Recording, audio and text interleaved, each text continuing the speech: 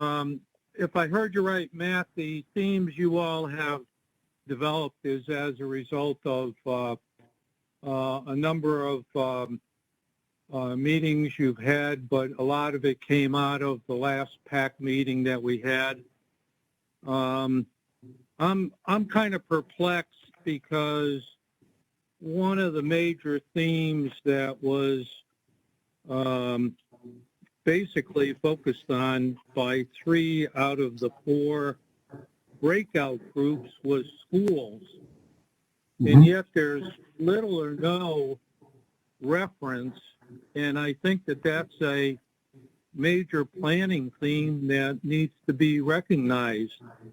I kind of took a shot at that and put down dynamic schools, maintaining and supporting schools. We pay 60 to 70% of our county budget for schools. And that is a major theme for this county. And folks move here because they know they can get a good education. Yep. It's a competitive advantage for Howard County, and has been that way since the school system was developed after Rouse came in. So I'm kind of perplexed why that was not recognized in your themes. Yeah. Paul, thank you first for the comments. We did not take lightly the emphasis on schools, for sure.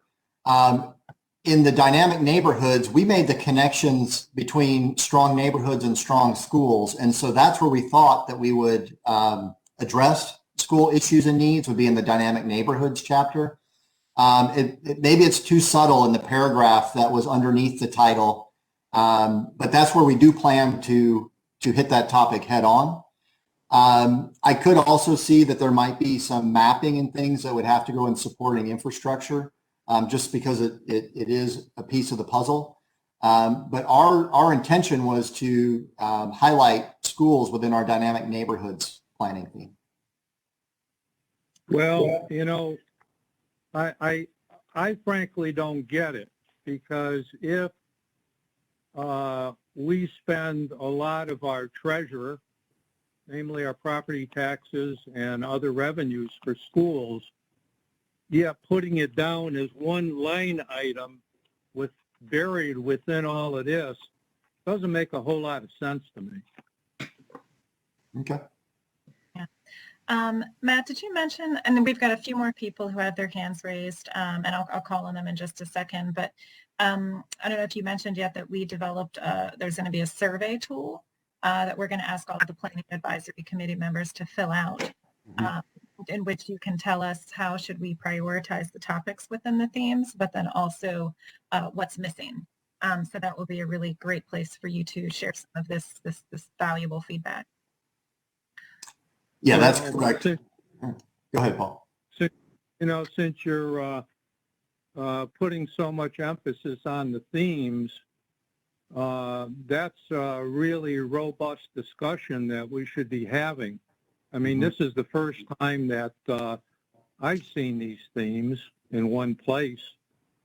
And supposedly the outreach was to inform what the themes would be. So I'm just laying that out on the table. I don't know where the other members are coming from, but that's my opinion on this issue.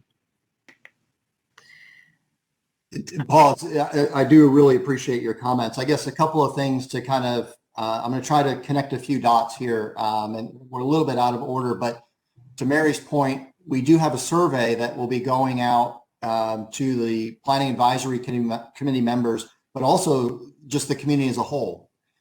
So we are going to be looking for reactions to these planning themes. I'm not presenting these and defending them as final word and done deals. And when I talk about what's been emerging, I was trying to talk about what came out of the community comments we had gotten so far that I was presenting earlier in the meeting. If you and others feel that schools is not highlighted enough in the dynamic neighborhoods, the survey would be a great place to do that. And again, we're not just confining this to the PAC members, but we are going to have this be a public survey that goes out. Okay.